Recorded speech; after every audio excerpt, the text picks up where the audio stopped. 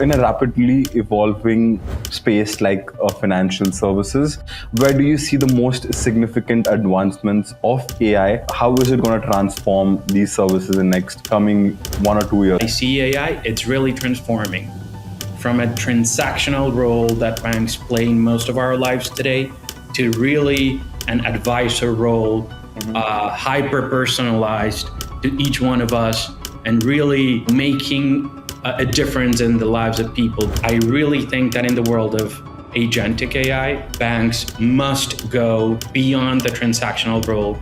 And I think today I go every day almost to my banking app, but it's to check my balance, to pay my credit card, to do something very transactional. I bet you that in 5 to 10 years, none of us will be doing that. There will be an agent for that. Tell me the balance, pay my credit card. Welcome to Discover Dialogues podcast, powered by TechDogs. The world of business and technology is evolving at breakneck speed. AI breakthroughs, digital transformation, and game-changing innovations are reshaping industries every day. On this show, we dive into the trends, ideas, and strategies driving the future. We're sitting down with industry leaders, innovators, and disruptors to bring you fresh insights, bold perspectives, and real conversations that matter. So plug in, tune in, and let's discover what's next. Today on the show, we are joined by Juan David Quinones, Managing Director and Head of Strategy at Globant's Financial Services AI Studio. From his early days in Colombia and a decade-long career at Accenture to now steering global strategy at Globant, Juan has been at the front lines of how technology reshapes financial services. Let's dive in. Welcome to another episode of TechDogs Discover Dialogues. Juan, it's a pleasure to have you on the show today. Thank you, Nikhil. Thank you for inviting me. The pleasure is mine, Juan. And Juan, before we jump into how AI is transforming the financial services sector and the leadership advice you would give to the other leaders in the industry, I would like to rewind a bit and let our audience go through your professional journey, right?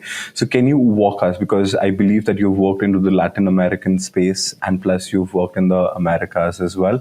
And you had, roles spanning Accenture and now at Globant, right? So can you please walk us through your professional journey and how has it helped you till now? Sure. I'm originally from Colombia. I studied business and economics.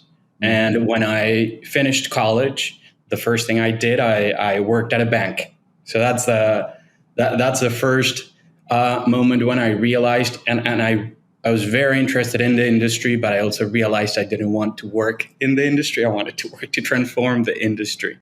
So it was a very brief experience, almost 1.5 years in a bank in Colombia, actually. It's called Banco de Bogotá. And really, I felt, the interest, but also the need to change how things worked. And I started looking for a job, and by probably things of destiny and life, I ended up at Accenture.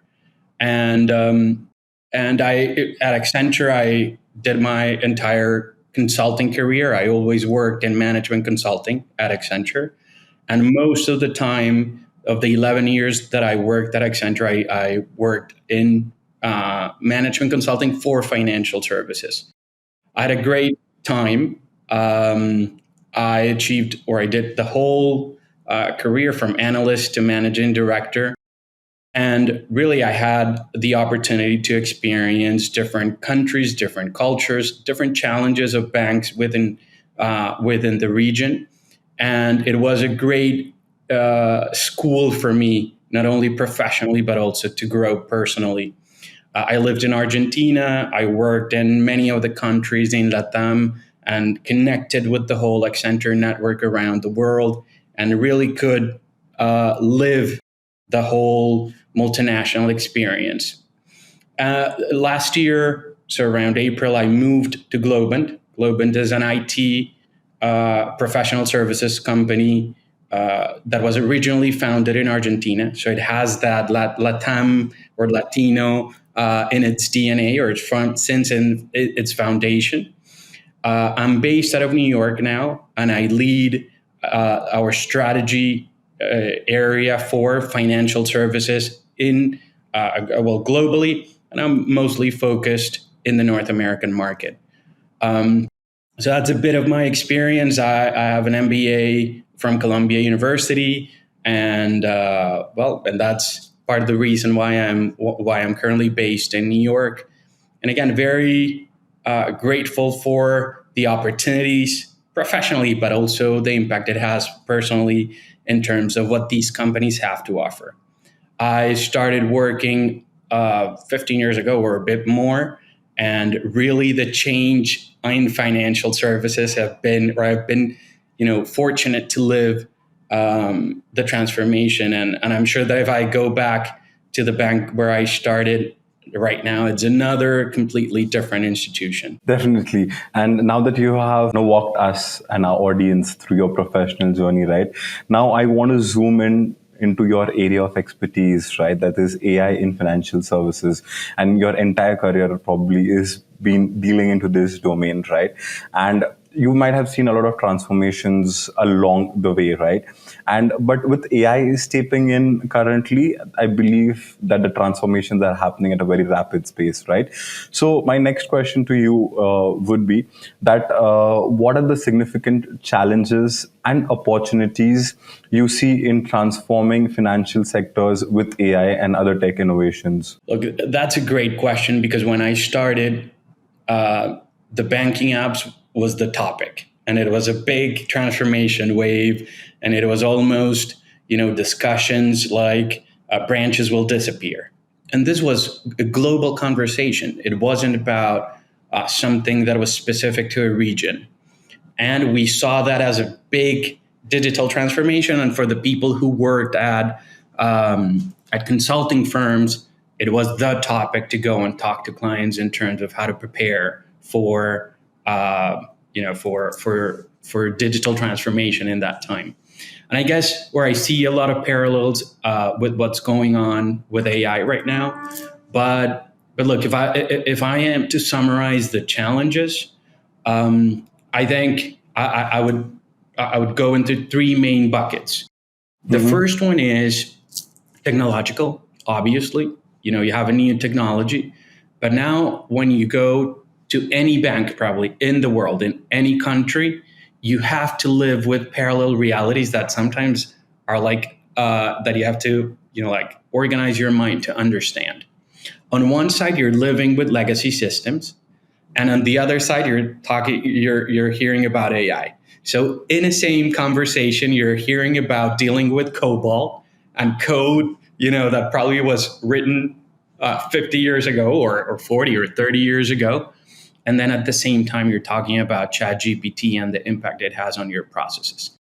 Dealing with both realities, I think it's a challenge in terms of, wow, because again, many of the projects and the tech projects that you have right now that are trying to embed AI in processes or in specific areas deal with technical debt, deal with the COBOLs of the world, deal with barriers or challenges from a tech perspective that are very interesting.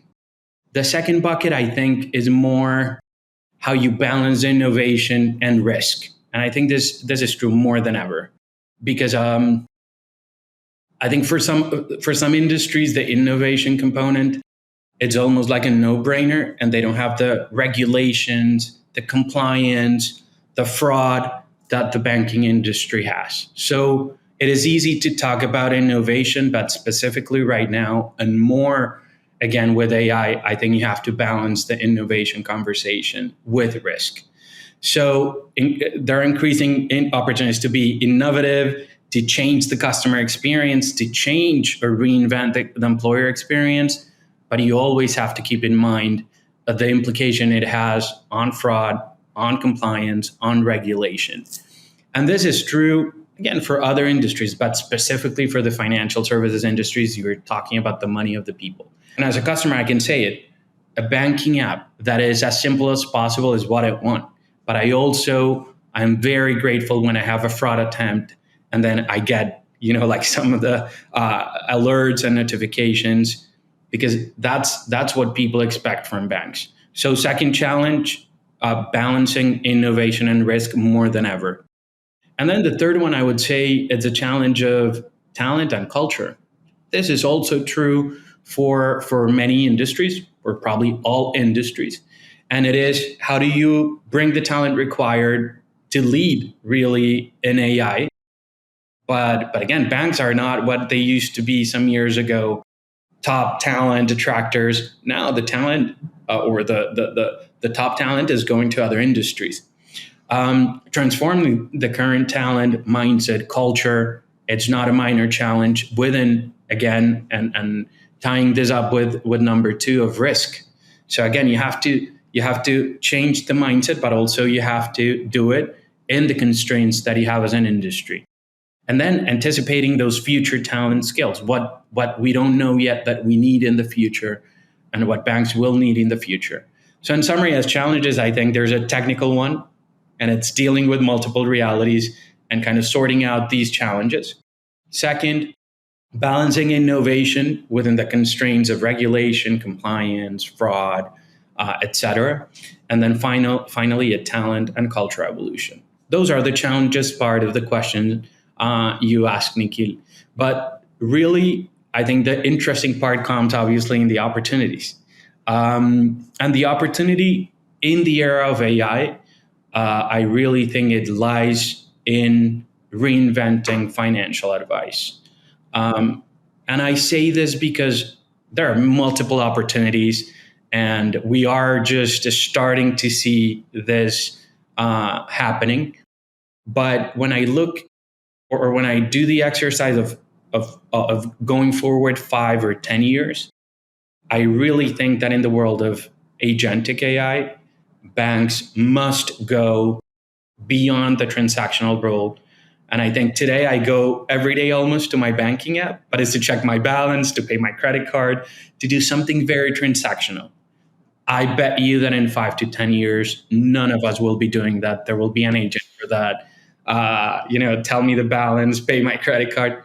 So really the opportunity for AI, and where I see the world of banks in the future, and if you combine that with personalization at scale, really now possible. Before we talked about it, but it wasn't really feasible. I do think that topics such as financial health, I think advice on how to improve your credit score that really is adapted to what you can do and what you can achieve, and based on your habits and based on your goals. Even in corporate banking, how can you advise for companies to perform at their best, or even society impact? These type of things, I do see AI bringing us to revisit these topics from a very different perspective. And of course, in the process, transform the banks to be able to deliver on it. But if you ask me one opportunity that I see AI, it's really transforming from a transactional role that banks play in most of our lives today to really an advisor role, hyper-personalized to each one of us, and really, making a difference in the lives of people because they have their bank who really enables things that today is probably not the case. Definitely, and I like the way wherein you said, when you have seen the transformation when the banking apps came into the picture and people were concerned, everybody was concerned about will that take the branches off. With AI also, I believe the similar kind of conversations are coming up in terms of, okay, if AI is getting integrated into the processes and the fintech stack, what will it do to, me, or, what will it do to me as a resource? Will I have my job, right? And the threats that like the challenges in terms of, so I'd align it into people, processes, and technologies. And if all of these is aligned, people, process, and technology, definitely the AI transformation or any transformation is going to be successful, for that matter of fact, right? But fintech is a very highly regulated space, right? Where and the innovation is happening at a very rapid space, right? So I want to double touch on this in terms of, do you find financial institutions more concerned about risk, or are they more eager about the innovations that these technologies are going to get into? Look, I think it's not an or question; it has to be an and. Okay. And even if regulation starts evolving to allow more, I think people, or I am sure people, value the banking relationship because of trust. And trust is highly correlated with the risk management aspect.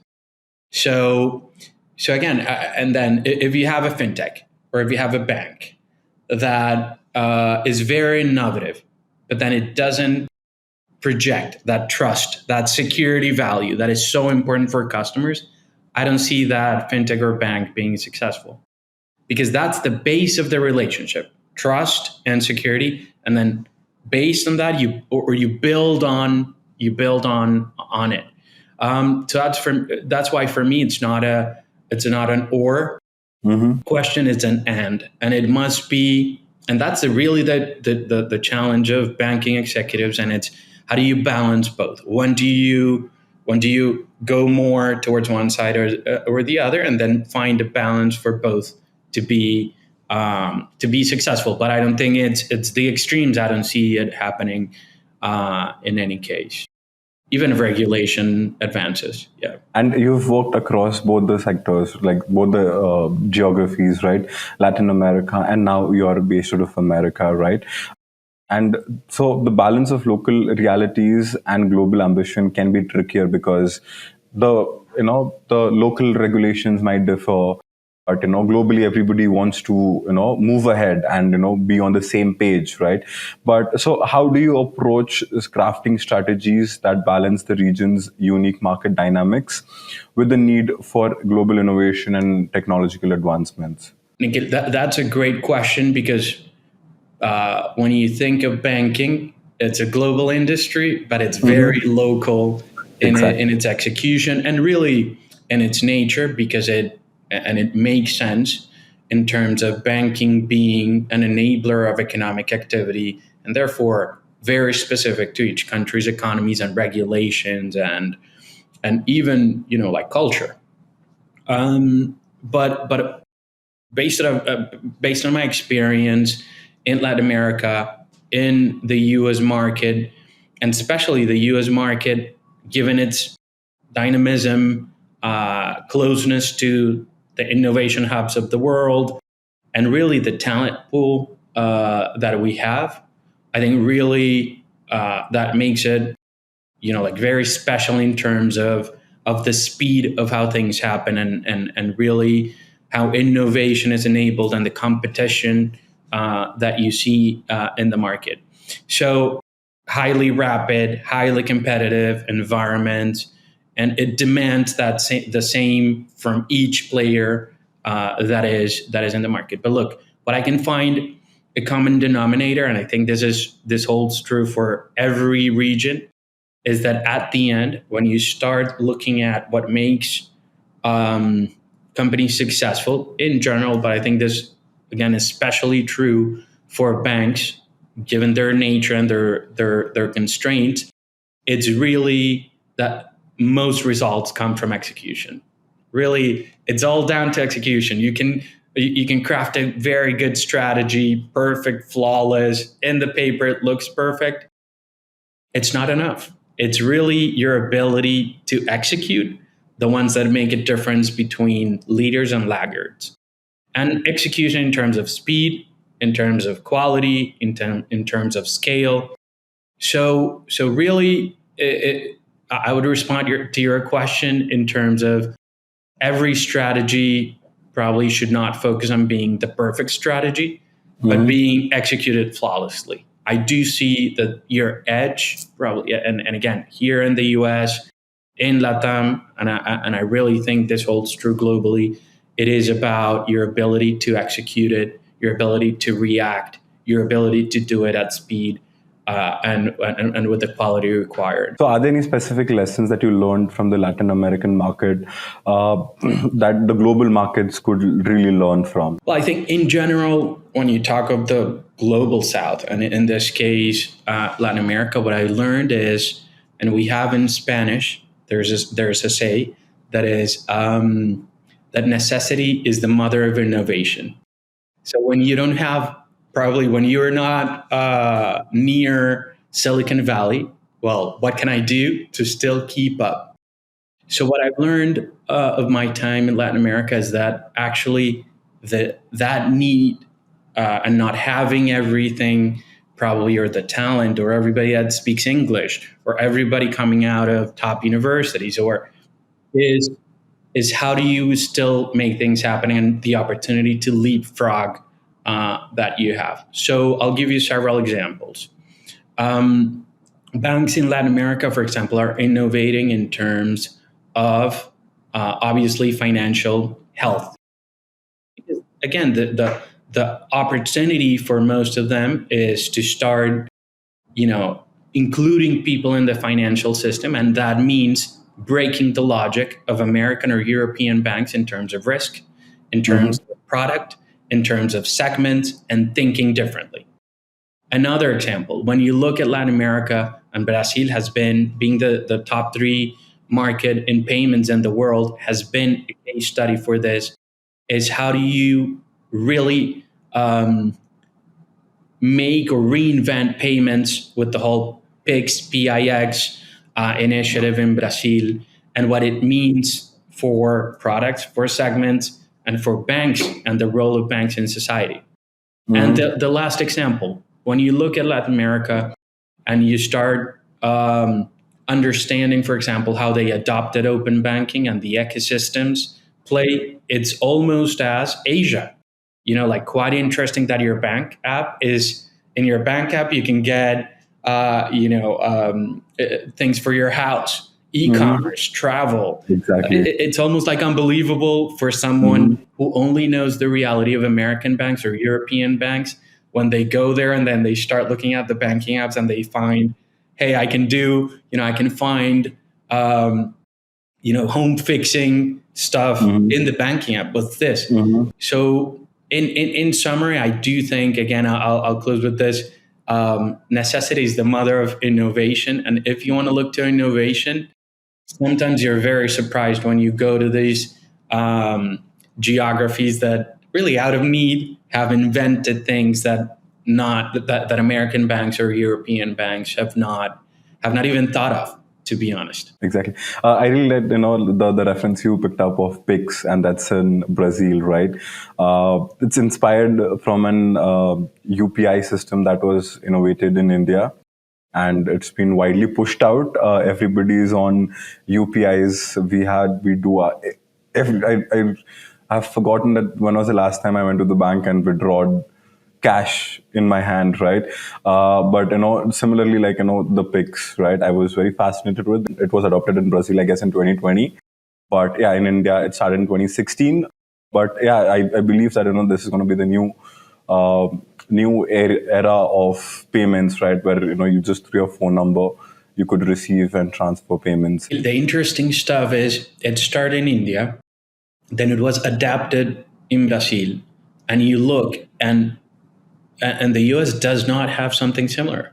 It does not have that wide adoption, or it doesn't have that common infrastructure that really enables to disrupt many of the products as we know it. I was checking some figures in terms of the impact it has, obviously on debit cards, obviously on credit cards, because of the use cases that are being developed. So even for players such as Visa and MasterCard, it is a geography that's being studied because of the impacts. Again, India is another exciting case in terms of, again, forcing it from one day to the other, and disruption happening, again, from one night to one morning, and that's it. So my point is, people tend to look for innovation and for innovative case studies in the US or in Europe. It's part of the exercise. I'm not saying innovation does not happen in these markets, but you would be very surprised that probably the most innovative, or things that you didn't even think of, are happening in geographies such as Latam, India, Southeast Asia, also China. That's really why I believe that saying of necessity is the mother of innovation is completely true. These are the rough estimates that I have right now with me. So the UPI systems in India have surpassed Visa, the amount of real-time payment processing that they have done. So 650 million transactions UPI has, daily transactions that have been happening, and it is seamless. It's so efficient that Jiffy, the payments are all over the place. But yeah, nice about the PIX and how LATAM and Asia are adopting, and the other countries are still behind. But I believe that slowly and steadily they'll also get into the track of adopting these innovations and integrating them into their social life, so that people can start using it. But right now the main topic is AI, right? Everybody's focusing on it. It's the hype, right? That everybody's on the bandwagon to, okay, I need to integrate AI into my systems, into my enterprise stack, fintech stack, so that I improve my processes, right? So in a rapidly evolving space like financial services, where do you see the most significant advancements of AI, and how is it gonna transform these services in next coming 1 or 2 years? Because 5 years is still a long time. I would ask you for the next 1 or 2 years. Look, I think probably won't be, or you won't be surprised by my answer, but definitely in the front office, everything that's distribution and channels, things are already happening. Exactly. What I'm expecting is probably with agents and voice banking probably rising and being adopted. And again, I think it is a conversation of 6 months and a year. People are using ChatGPT with their voice every day. Why or better? I think you need a strong case to not see that happening in banking in the following months. And really, that will transform fundamentally how people bank. Because right now, again, I go to the example. People go to their banking app. I do almost every day to check my balance. If it's on voice, why would I, or if it's using my voice and via ChatGPT or an agent, why would I go back to my banking app? So I see that part being really a fundamental shift. And probably what we will start seeing is more fragmented channels, or reduced the role of what we know right now. Probably the conversation we had at the beginning about branches. Branches will probably keep existing. Exactly. But again, with AI, I see the nature of each challenge being, for each channel, really challenged and really reinvented, an opportunity to reflect on why do we have a branch, and what in this world of agentic AI, voice banking, and each channel just serving for different purposes, what's the purpose of the branch? I bet you they'll still exist, but again, they will evolve as they have evolved in the past 10 years. The second one that I think, Nikhil, will be key in terms of the impact of AI is banks will need to start building technology that delights. And that is at Globant, that is our slogan, building technology that delights. And it's really reflecting upon the fact of banks have built technology that is great, it's scalable, it's functional, and for the transactional role is adequate. But I see the pressure, and even more with AI, to start building experiences in the physical and in the digital world, in the physical and in the digital world, that people love. And I go back to the point of, money is an emotional topic. There are several books about this. There are several people who talk about this. And because money, we hope, or banks hope, that it is a rational topic. It is way less rational than we think. So really the thing is, how do we build experiences? How do we build technology that delights and that people really engage with? Gamification, for example, is one great example in banking. I think it's a great example to bring all the knowledge that we have in the gaming world and bring it to banking. That's what we try to do at Globant, and that's one of the things that I see happening, again, in months. The risk is if banks keep on building technology that is only transactional, enabling, and very functional, adequate, is probably falling into utility. And then obviously, I think AI will impact deeply the middle and back office. I think most people talk about that, but I prefer to spend our time in less obvious conversations because I do think that certainly how you assess risk, how the operations areas of banks will be transformed by rethinking different processes. I imagine credit analysts using ChatGPT to understand better the risk of their clients or any other LLM. I see, the platforms of processing alone to be way different because they're powered by AI. But I think those use cases are more let's not spend the time in what probably we are more certain about. I think that the less obvious stuff is the first one and the second one that I mentioned. Really, agents, voice banking, building technology that delights, gamification of banking within the risks, the constraints that banks have. I think the middle and back office, almost like refoundation, will be something that is also to expect, and probably it's almost certain in that sense that will happen. For sure, I really like your motto in terms of building technology that delights. I believe, a technology, if I'm using, it should delight my experience, not add, not make it disastrous. I believe, there are a few technologies, though they are great, but at times the experience fails, the user experience fails. But building technology that delights will really help people to adopt it more efficiently and, use it for its purpose. But to the point that you said that, like the voice banking, right? So over here, AI can be a double-edged sword, right? Because so anybody can clone my voice, and the cloning can be as if I'm speaking, right? So these are the risks. So do you think that there should be guardrails in place? And how can even banking services, financial services identify whether this is actually me speaking, or is it someone using my clone voice to get my personal details? Now that's what should be the middle ground to this? Look, I go back to the reflection in terms of what makes banking different is that it is based on trust and security. If there's no trust and security in your bank, you won't put your money. It's as simple as that. Exactly. I wouldn't put mine if I didn't trust. I would keep it under my mattress. As simple as that. And that happens in some countries. So, it's so we don't need even to reflect on what governments will do. I'll tell you one thing. Last month, I had my credit card stolen, and they started using it.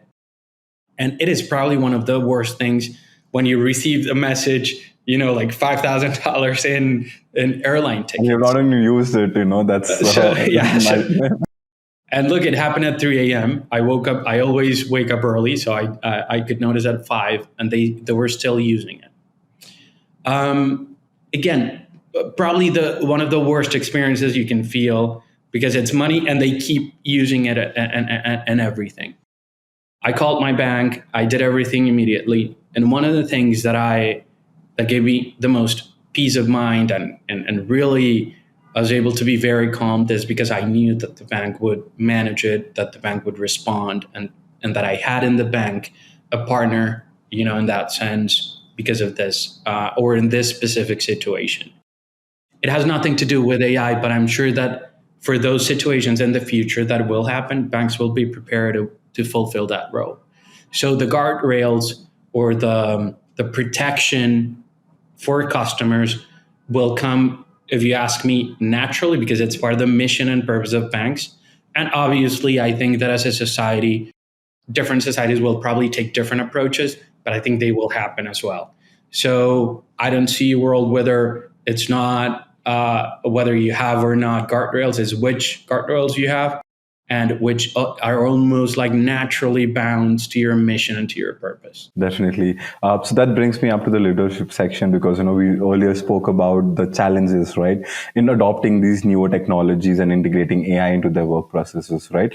Business, and you also have said that, you can have a great plan, you can have a great proof of concept, right? But unless you don't execute it, it's going to be still a proof of concept, right? And I believe that, from the journey from proof of concept to execution, right? Leadership plays a critical role in all of this, right? Because without a great leadership, the best plans also might go down the drain, right? So my next question to be you would be, because you've worked across complex ecosystems, diversified teams, and you've also worked for some societal impacts, right? Initiatives that you've led, right? So as a leader that is guiding both teams and clients through complex transformations, and especially in complex, highly regulated environments like the financial services, right? What is the most important leadership principle that you follow to inspire your team and drive changes? Look, that's a great question. When I started at Accenture, I'm highly competitive. And the first thing that I realized was that to have the speed of growth that I wanted, I needed a team that allowed me to do that. That seems simple, but it's not as simple to do it. And it was really a realization in the sense, and almost like selfishly, that I needed, that if I wanted to go up, I needed a team to help me move up in the organization. And that's why really, when you look at my career, it was fairly rapid in the sense that from analyst to MD, I did it in 8 years. I was 32 at the moment, probably one of the youngest managing directors at Accenture. But when I reflect on my leadership style and probably how I have evolved since I started as an analyst at Accenture and now as a managing director here at Globant, and again, different companies, different settings, but is really my leadership style, I would say, is defined by 3 core values that have guided me, and I have given them shape, probably, worked in them in these years. Excellence with empathy and discipline. And if you have a team that shares this value, I think that any challenge that comes up will be sorted out. When I apply these values, most people in my teams are, I think, inspired not only at a professional level, but also in a personal level. Excellence is always aspiring for the best. It's not flawless, it's aspiring for the best. Empathy is realizing that first of all, the important thing is that you're a good person. If you're a good person, then you have the ability to put in the shoes of the other. And then the third discipline for me, it's doing what you don't want to do, but you have to do it when you have to do it. And this is so simple, but having the discipline to do what you have to do when you have to do it, even if you don't want to do it. That, I think, taking that step is the secret. And it goes back to execution. So many times it's about execution. You don't have to be very innovative. You don't have to be the most brilliant person in the room. You have to have the discipline to do what you have to do. I really like the point where you said, you don't have to be the smartest one in the room, but you just have to be disciplined, very consistent towards your goal, towards your efforts, and that is what is going to give you success, right? And plus the empathy with excellence, right? Like excellence with empathy, because it's really important for you to be a good person. And if you're a good person at heart, it will flow like a river, and everybody around you will identify, how pure or, how... I agree. And people like to work with nice people. So that's the most important part, right? It's as simple. So, it is almost like common sense. It took me years coaching to realize about this, but it's really, if you want to move up the ladder, it's all back to basics. Aspire for the best, be a good person, and then do what you have to do your homework. Exactly. Being a good person. I believe being a good person will help you walk miles, because the other people will come in your support, and it will just go other way if you're not a good person. But let's not focus on that, because we're focused about leadership. We've spoken about how AI is going to transform the financial services, right? But before I let you go today, Juan, I would like our audience to get to know the personal side of you beyond the designations. The next segment that we have is a rapid fire segment for you, wherein I'm going to ask you, quirky questions, short and quick questions. No overthinking. Whatever comes to your first to your mind, please go ahead at it. Let me know when you're ready. I'll start it. Okay, I'm ready. I'm I'm ready. Go What's ahead. your go-to comfort food? Ramen. Ramen. If you could switch careers for a day, what would you do? Historian. I love history, and I love to understand patterns and like fun facts about history. So I would definitely be historian, if not lawyer, but better historian. Historian. So my next follow-up question to you would be, if you get a chance to have a dinner date with any of the historians, right? Or any historic figure, who would you like to have a word with? Napoleon, 100%. What's a book or podcast you would recommend to everyone? Look, well, a book. I'm right now reading short stories by Jorge Luis Borges. Really recommended. Very short stories, but brilliant. I would recommend the Unhedged Daily Column of Robert Armstrong and his team in the Financial Times, and then podcast Lex Friedman or Acquired. Those are my go-tos. What's your favorite way to disconnect or unwind? Music, 100%. What genre of music is the most closest to you? Look, I'm very eclectic, or a very eclectic taste. And I don't know if you know, from fado, that is the traditional Portuguese music, to Colombian music or reggaeton, so party music, any type of music. I have a few genres that probably that are not my go-tos, but in general, music overall is a great way to disconnect. And if you had a chance to give a TED talk, right? Not related to business, not related to AI, what topic would you choose to speak on? Probably strategy. I would meet Napoleon. I think he set the foundations for strategy and thinking. And what I like about it is very abstract. Such a rich topic that would be my go-to topic. And I'm going to ask you this last question. If you could have any superpower, what would it be? Look, I think I would say either read minds, that I think I would love to have that one. Or the other one is almost like speak a language like in a second. I think it's a great way to connect. When you speak in the same language, you have a different connection with people. And I do think that many of the problems are about communication. So if you have a better communication, so those two. But I believe AI will be able to solve it, because I've seen people, where they have language problems, they'll just remove their phone, they'll ask this person, then it goes vice versa. The AI translates it to the I hope languages. So. That we are, just and I do think it will happen sooner than later. I think it's a matter of years. A few travelers that are already doing it, they go to a different region where they don't know the local language, but they're either using AI translators to, translate the language images, or either they want to speak to someone, they'll be just like, okay, translate this for me, and then vice versa. It works for both the parties. So AI is enabling us to have superpowers. So that's a good ending.